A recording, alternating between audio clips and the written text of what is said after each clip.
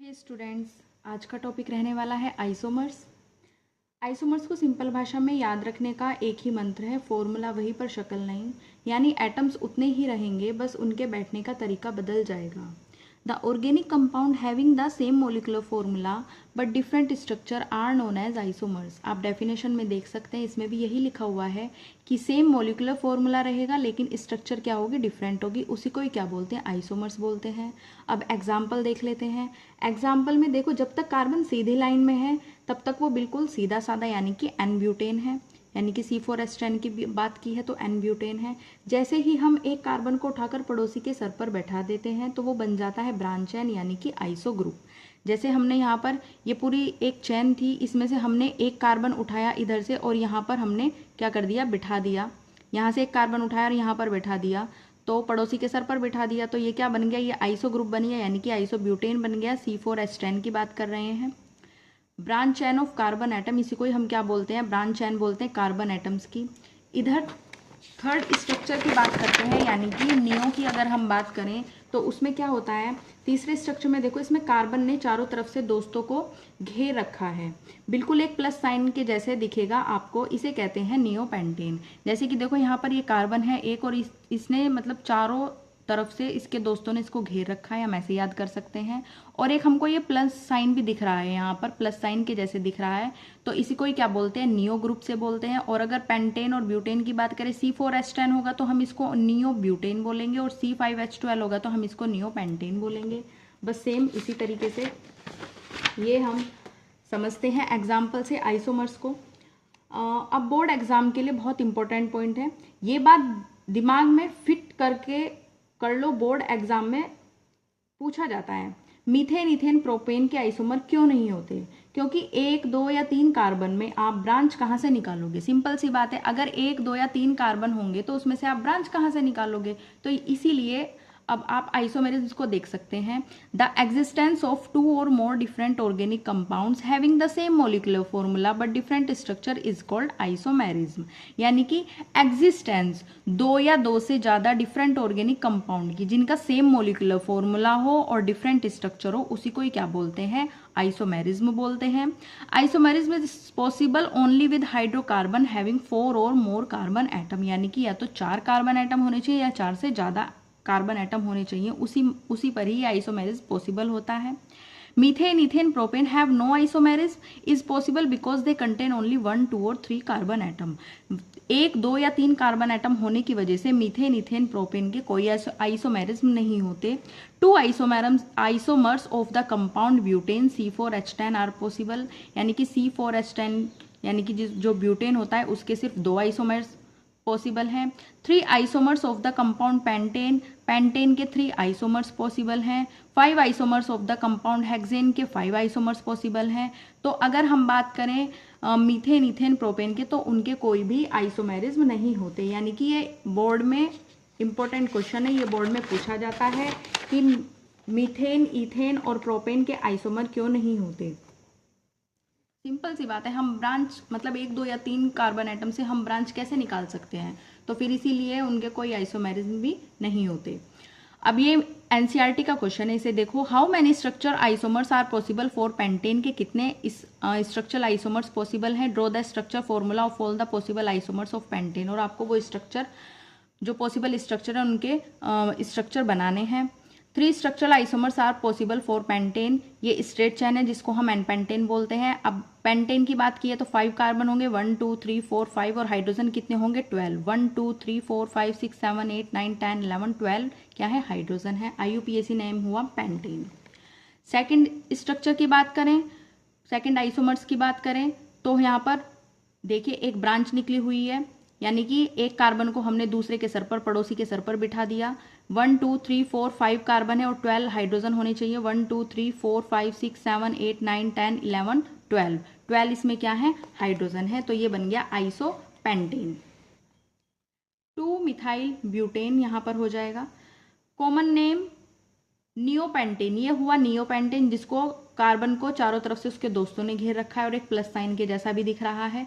तो यहाँ पर देखिए 1, 2, 3, 4, 5, 5 इसमें कार्बन और हाइड्रोजन, 1, 2, 3, 4, 5, 6, 7, 8, 9, 10, 11, 12 12 इसमें क्या है, हाइड्रोजन है, तो ये हुआ नियोपेंटेन।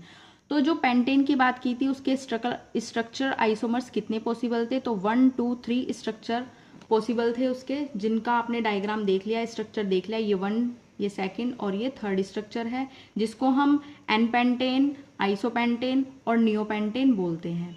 तो यही इसके पॉसिबल आइसोमर्स थे पेंटेन के, और ये एनसीईआरटी का क्वेश्चन है जो एनसीईआरटी में पूछा गया है, और एग्जाम पर्पज से और बोर्ड एग्जाम के पर्पज से भी ये इंपॉर्टेंट है। चलिए अब आते हैं,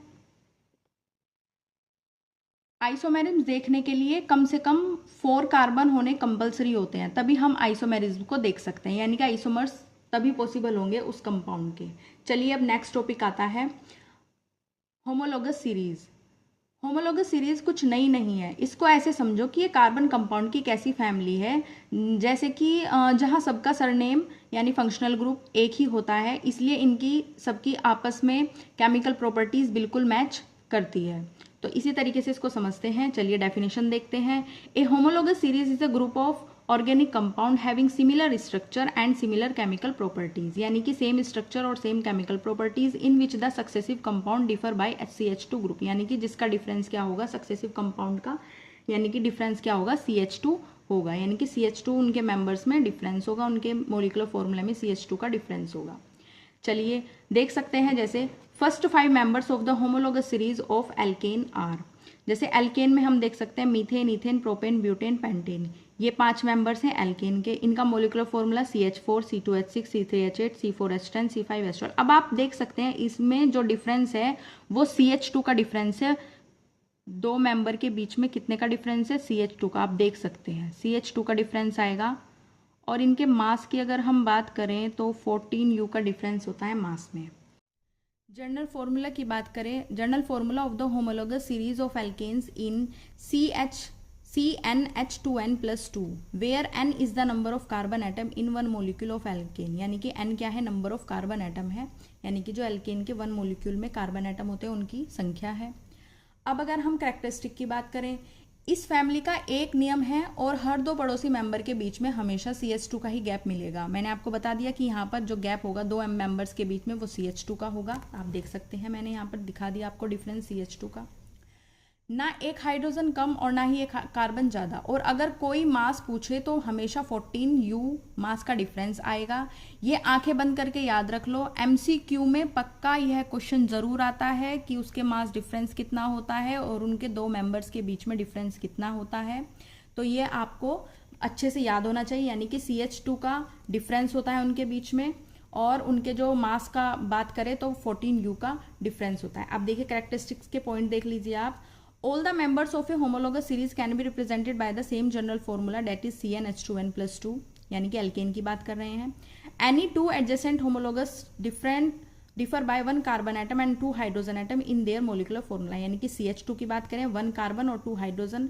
The difference in the molecular masses of any 2 adjacent homologues is 14U, यानी कि homologues 2 मेंबर की अगर हम बात करें, 2 adjacent homologues की बात करें तो उनके डिफरेंस कितना होगा, मोलिकुलर मास में 14U का डिफरेंस होगा। All the compounds of a homologous series show similar chemical properties, यानी कि वो सेम केमिकल प्रॉपर्टीज को शो करेंगे, यानी कि अगर हम alkane homologous series of alkane की बात करें तो सेम केमिकल प्रॉपर्टीज की बात करेंगे, यानी कि केमिकल प्रॉपर्टीज क्या होगी, सेम होगी।